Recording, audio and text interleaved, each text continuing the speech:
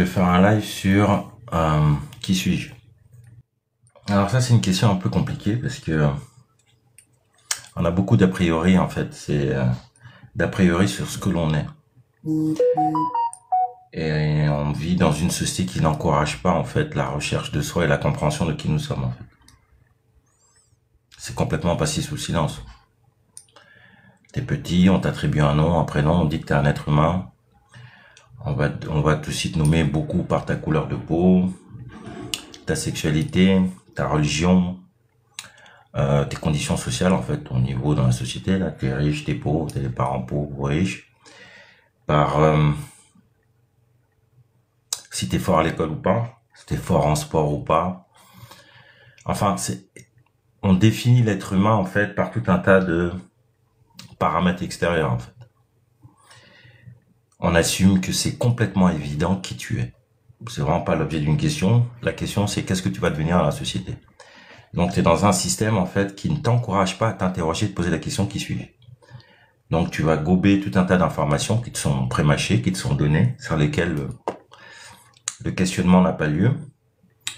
Et on va te faire focaliser en fait sur ce que tu vas faire de ta vie. À aucun moment il y a la question, mais au fait, ouais, je vais faire ci, je vais faire ça, mais qui suis-je? Non, qui tu es, c'est évident en fait. C'est pas une question. Moi, par exemple, je suis un homme métis. Bon, après, selon les classements en fait des pays, généralement, dès que t'es métis, t'es noir. Bon, les Américains me classeraient dans un Afro-Américain, noir, en fonction de mon niveau social, mes études, etc. C'est ça qui définit qui suis-je. Et c'est pas l'objet d'un questionnement. Maintenant, je dirais que cette question est revenue au goût du jour avec tout le phénomène, le wokisme, typiquement. Le phénomène aussi, le LGBTQ+, tout ça, etc. Toute la nouvelle génération aussi. Nos enfants, ils sont dans d'autres questionnements, ils sont dans un autre move. La question sur la sexualité. Avant, c'était très évident. T'es un homme ou t'es une femme. T'es hétérosexuel, on sait qu'il y a des homos, mais pas trop, mais on accepte quand même. Puis ça s'arrête là. Là, maintenant, il y a comme une explosion. Quelqu'un peut se lever, décider que lui, il se prend pour un âne. Il a un âne. La question de l'identité est vraiment une véritable question. Face à ça, ça a créé un certain nombre de résistances. Ça a créé aussi, je dirais, un resserrement au niveau des conservateurs, un resserrement sur l'identité de base et qui est complètement évident. T'es un homme ou une femme, tu peux pas être un chien ou t'imaginer que t'es un chien, etc., etc. Ça permet d'élucider la question en fait. La question de l'identité n'est pas une question, parce qu'en fait c'est douloureux comme question. On élucide la question parce qu'en fait c'est une question compliquée, parce qu'à partir du moment où tu te poses la question qui suis-je, tu te rends rapidement compte qu'en fait que tout ce que tu pensais être évident, je suis un homme, je fais ci, je fais ça, c'est pas si évident que ça en fait. Donc c'est l'objet du live d'aujourd'hui, c'est de se poser la question qui suis-je et puis de voir ce qu'on peut en tirer. Et de vous partager ma propre expérience. Parce que tout ce que je partage, moi en tant que Stéphane Galingua et en tant que fondateur de K-Expertise, c'est basé sur l'expérience. Ça c'est autre chose qui est fondamental dans la dynamique de K-Expertise. C'est qu'on ne parle que de ce qu'on a soi-même pratiqué. Pas de théorie qu'on a appris à l'école, pas de théorie théologique, de croyance. On n'est pas dans la croyance. Ce dont je parle, je l'ai expérimenté. Ce que j'ai pas encore expérimenté, je dis, je suis en train de rechercher, je vais dans cette direction, mais j'en sais rien. Et j'entends par expérimenter le fait que tu le ressentes intérieurement. C'est pas un concept, c'est pas un truc qui t'arrange, non. Si tu crois en quelque chose, tu crois en Dieu, par exemple, ben, va le rencontrer, en fait. Ne te contente pas de dire, je crois en Dieu. Fais l'expérience de Dieu. Et après, quand tu auras fait l'expérience de Dieu, tu me diras, j'ai fait l'expérience de Dieu, donc je parle de Dieu. Mais sinon, c'est une croyance. Et puis les croyances, il y en a des milliards. Des gens qui croient que Dieu est bleu, d'autres il est rouge. Ça reste des croyances, là. C'est l'abstraction. Donc, qui suis-je? Moi, je me suis posé la question très très tôt dans ma vie. Ça fait 40 ans que je me pose la question tout le temps. 24 heures sur 24, c'est mon centre d'intérêt principal. Moi, le monde extérieur, travailler, etc., je comprends, je l'intègre, je comprends comment ça fonctionne, mais ça m'intéresse pas. Je trouve ça très très très très inintéressant. Complètement ennuyeux. Typiquement, lorsque je vais avoir des conversations avec des personnes qui ne sont pas encore là, sont pas encore posé la question. Ils sont encore dans le rôle social et n'ont pas encore interrogé leur identité profonde. Et je parle pas d'identité, les magas, je suis blanc, je suis juif. Non, je parle de ce genre d'identité là. C'est très superficiel, ça n'a aucun sens. L'identité profonde qui dit je suis ci, je suis ça. C'est qui dit je là? Ça vient d'où? Où ça se situe en nous cette espèce de quelque chose qui dit je? Donc 40 ans que je suis dessus. 40 ans à déconstruire d'abord toutes les fausses identités. À partir du moment où tu te poses cette question-là, tu rentres dans un cheminement intérieur vraiment extrêmement profond. Et si tu pousses juste qui suis-je, tu vas rencontrer tout ce que tu veux. C'est un voyage sans fin.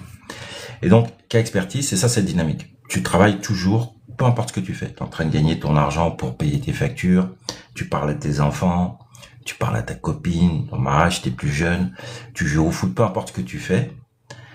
Tu as toujours en trame de fond la question de l'identité pour pas t'embarquer dans un film. Cette idée du film, on la retrouve d'ailleurs dans Matrix. L'idée que finalement toutes les identités sont construites. Donc, qui suis-je? Alors, la première question, et là je vais partir d'où j'en suis. Donc je vais pas faire le chemin de quand j'ai commencé il y a 40 ans. Donc je pars de la fin et puis peut-être je vais remonter, mais je pars d'où j'en suis. Donc quand je dis qui suis-je, déjà j'ai fait un cheminement intérieur, ce qui veut dire que je parle pas depuis mon mental. Ma tête, c'est devenu comme un rétroprojecteur. Quand je l'allume, il s'allume. Quand j'éteins, il s'éteint. Mon cerveau, il marche pas tout seul. Ça fait bien longtemps que je vis pas dans mon mental, que je crois pas que tout ce qui se passe dans ma tête, c'est moi. Non, ma tête, j'ai atteint la non-pensée, je dirais en 2002. Alors en 2002, donc ça fait plus de 20 ans. Que mon cerveau, il est vide. Il marche quand j'ai besoin qu'il marche. Quand je lui dis tais-toi, il se tait. Donc je vis dans mon intériorité. J'ai conscience que mon énergie vient de dedans. Elle vient pas de là. Ça, je l'alimente. Donc, c'est là dont je parle. Donc, dans l'intériorité. Donc, tu as déjà déconstruit ton cerveau. Tu as déconstruit toutes tes idées mentales que tu vis dans ta tête, que tu existes derrière tes yeux. Non, moi, j'ai pas ça du tout dans mon expérience. Pas du tout. Mon cerveau, je le regarde. Je l'allume, je l'éteins comme je veux. Donc, je pars de mon intériorité. Donc, de mon feu intérieur. Donc, il y a une espèce de non-lieu à l'intérieur de moi. Je peux pas dire que c'est un lieu. Mais comme on est limité par le langage, il faut le prendre de manière métaphorique. Je dis à l'intérieur, mais en fait, c'est un non-lieu. De cet endroit-là émane « je suis tel ». Mais ce lieu d'où ça émane est comme silencieux en fait. Ça parle pas, ça n'a pas de forme, c'est pas un rien. On l'appelle le vide, mais le vide on a l'impression qu'il n'y a absolument rien. Non, c'est un quelque chose mais que tu peux pas nommer en tant que chose. Tu peux pas le décrire, c'est ni bleu ni rouge, c'est pas carré ou son. Un champ d'énergie. Je dirais que le plus proche c'est un champ d'énergie. Ce champ d'énergie-là, ça, c'est notre identité profonde. En 1993, j'ai fait une expérience spirituelle où ce champ d'énergie, je l'ai vécu, mais il recouvrait toute chose. Je le voyais partout. Dans les gens, dans les murs, partout. Ce qui veut dire que lorsque j'étais dans cet état-là, ce que j'ai vu, c'est que le fond de la réalité est unique. Nous, on a tendance à croire que on est des êtres individuels, chacun avec une âme propre, une énergie propre, une conscience propre. Et en fait, quand j'ai fait cette expérience, j'ai vu que ça, c'était complètement une illusion, en fait. Ça n'a pas duré longtemps, ça a duré peut-être 5 minutes. Pendant 5 minutes, quand j'étais dans cet état-là, j'ai vu que le champ d'énergie est le même pour tout le monde. Maintenant, il va prendre des formes différentes en fonction qu'il va prendre la forme d'un mur, d'une porte, d'un ordinateur, de toi, de moi, etc. Mais c'est la même conscience qu'il y en a rien. C'est la même énergie. Donc, ce même champ d'énergie prend des formes différentes. Ça, c'est un. Ensuite, il prend une forme à partir du moment où on dit « je ». C'est-à-dire que quand tu te lèves le matin, ta conscience s'allume, c'est comme si, boum, et puis ça donne une forme particulière à cette énergie-là. On retrouve le même phénomène au niveau de la mécanique quantique, par exemple, au niveau de l'infiniment petit, ça on l'a déjà vu, c'est que la conscience qui observe le champ d'énergie influence le champ d'énergie, il va prendre une forme particulière. C'est le principe d'incertitude d'Heisenberg. Tu peux pas à la fois connaître la vitesse et la position d'une particule de manière certaine. Tu connais la position, moins tu connais la vitesse, plus tu connais la vitesse, moins tu connais la position. Et ensuite, on décrit finalement au niveau atomique et subatomique, des très petites particules, comme un champ de possibilités. Et à partir du moment où une conscience se met dessus, pop, il va prendre une forme. Ben exactement, c'est exactement comme ça que nous aussi on fonctionne. On a un champ de possibles, et quand notre conscience, pop, va se fixer sur un truc, notre vie va prendre une forme. Alors ça va être cette forme-là. Ok? Donc ce champ de conscience, il a pris la forme Stéphane, là, comme ça. Et la forme Stéphane, donc un certain nombre de lois, un certain nombre de limitations, etc., qui vont avec. Donc, là, on rentre maintenant dans la spéculation. Là, je vous ai ramené jusqu'à ce que ça, j'ai complètement expérimenté. Donc, c'est mon expérience, on peut y croire, pas y croire, il s'agit pas de croire d'ailleurs. Il s'agit d'expérimenter. Ça te parle, ça t'inspire, essaye de faire pareil. Ça t'inspire pas, tu dis non, je fais autre chose. Mais on n'est pas dans la croyance ici, on est dans la pratique. Ok? La spiritualité, c'est quelque chose qu'il faut pratiquer. Là, c'est pas quelque chose, on se raconte des histoires. C'est la différence entre la religion et la spiritualité. La religion, je peux en rester au dogme et croire en quelque chose sans jamais forcément le pratiquer intérieurement. La spiritualité, à un moment, moi, je fais de l'expérience spirituelle des choses. Donc, ce que nous dit cette chose-là, c'est que le champ d'énergie, on n'est pas séparé du champ d'énergie. Nous, le champ d'énergie, c'est la même chose. Ça serait comme si je parlais en termes religieux ou théologiques, etc. Dieu et l'homme ne font qu'un. C'est la même personne. En orthodoxe chrétienne, le Père, le Fils, le Saint-Esprit, c'est la même personne. Donc, l'idée de la séparation, on n'est pas séparé du champ d'énergie. On a une prolongation du champ d'énergie. On ressemble plus à l'océan, puis tu as des vagues. Le moi individuel, c'est la vague. Elle a un début, une fin, mais tout ça, c'est de l'eau et de l'océan. C'est la même énergie. Bon. Donc, il y a cette unité-là. Deuxième point, et là, on rentre dans le spéculatif, parce que c'est ça que je pars de la fin au top où je suis, après. L'étape d'après, pour moi, c'est, sachant que je suis ce champ d'énergie, ma question, c'est pourquoi je me lève tous les matins et l'univers a cette forme-là. Pourquoi, sachant que c'est moi en tant que champ d'énergie qui crée cette réalité-là, pourquoi j'en crée pas une autre? Pourquoi j'ai pas le pouvoir de dire je vais traverser les murs, par exemple? C'est là que j'en suis. Pourquoi la réalité prend la forme qu'elle prend? À un niveau moindre, au niveau des murs et puis la réalité physique et solide, je suis pas encore en mesure d'influencer cette réalité-là. Par contre, à un niveau moindre, au niveau de mon mental, par exemple, là, j'ai eu un deuil dernièrement, j'ai la possibilité de vivre le deuil comme j'ai envie de le vivre. Je suis capable de le lire de la manière que je veux. J'ai cette liberté-là. Dans le développement personnel, etc., le mindset, on va dire le mindset, le mental, les sportifs, ils parlent beaucoup du mental, etc. Tu as une liberté d'expression, que ça, j'expérimente déjà. Un événement n'est pas neutre. Un événement, il se présente toujours par rapport à une subjectivité. Quand il vous arrive quelque chose dans votre vie, c'est à vous que ça arrive. Donc, les généralités, ouais, il m'est arrivé ça. Non, c'est à toi que c'est arrivé. Et la manière dont tu vas lire l'événement va influencer l'événement, parce que l'événement est dynamique. La réalité est tout le temps en train de bouger. Et en fonction de ton intention, ton positionnement, la réalité va prendre une forme ou une autre. Donc, il est important d'être conscient de ça. Et ça, j'en suis conscient au niveau de tout ce qui est énergétique, tout ce qui est feeling, émotion, etc. Je gère très bien mes émotions, je suis capable de les transformer, etc. Je suis capable de jouer avec mes pensées, je suis capable de jouer avec mes pensées, les allumer, les éteindre. Tout ça, je le maîtrise. Mais ça va avec le même concept. À partir du moment où je suis la source de ce qui m'arrive, je suis capable quand même d'avoir un certain pouvoir sur le rêve. La différence entre le rêve qu'on fait lorsqu'on dort et puis le rêve lorsqu'on est éveillé, dans les deux cas, on rêve. La réalité est un rêve. C'est une création de notre conscience. Maintenant, il y en a un où on n'a pas conscience qu'on rêve. Dans celui où on est éveillé, on n'a aussi pas conscience qu'on rêve. C'est ça qu'on appelle dormir. Mais on va dire que dans l'autre, on se réveille, on dit « Ah, j'ai rêvé. » en fait. Ah, je sais que c'était un rêve. Ce n'était qu'un rêve. Mais on s'identifie pas au personnage du rêve. Quand on se réveille, on dit « Ah, j'ai rêvé de ça. » On a une distance. Ça, on n'arrive pas à le faire en tant qu'être réveillé. Parce que c'est exactement la même chose, en fait. La réalité dans laquelle on vit, on est en train de la rêver, en fait. Mais on s'identifie à telle ou telle chose qui fait que ça devient un cauchemar. Donc, je reviens à la spéculation. Je n'ai pas encore la capacité d'influencer le monde physique. Un peu comme Matrix, le mec, au bout d'un moment, il commence à déformer les balles, puis il dribble les balles, etc. Non, je suis pas arrivé là. J'arrive pas à déplacer les murs. J'arrive pas à dire, oh, je vais me retrouver de l'autre côté de la rue. Ça, je suis pas encore là.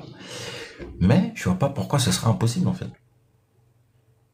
Si je suis capable d'influencer mes émotions, et une fois que tu comprends que c'est toi-même qui es créateur de tes émotions, et que tu es capable de les transformer, tu es capable de transformer tes pensées. Au bout d'un moment, à force d'approfondir son identité, je pense qu'il est possible, à un moment donné, en augmentant son niveau de conscience, de changer aussi la réalité physique. Et là, on est dans le spéculatif. Donc, voilà ce que je voulais vous dire aujourd'hui sur la question qui suis-je.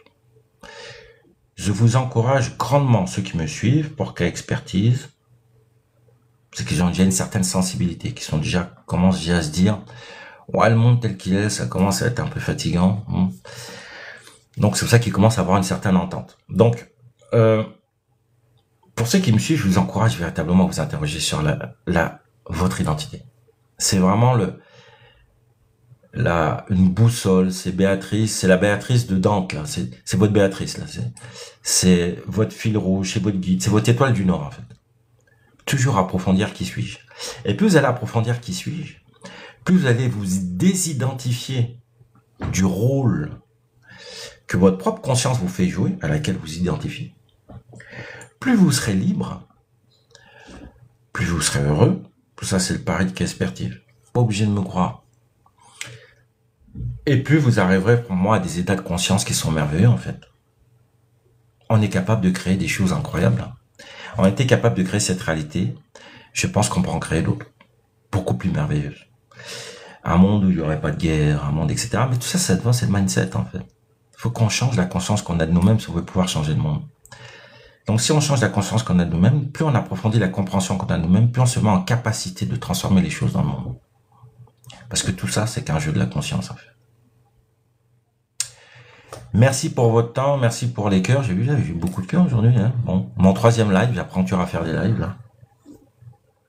C'est un exercice un peu particulier.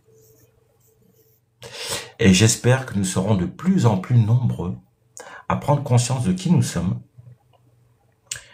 pour changer notre réalité, en fait. C'est pas l'argent qui va changer notre réalité. C'est pas le soi-disant pouvoir, non, tout ça, non.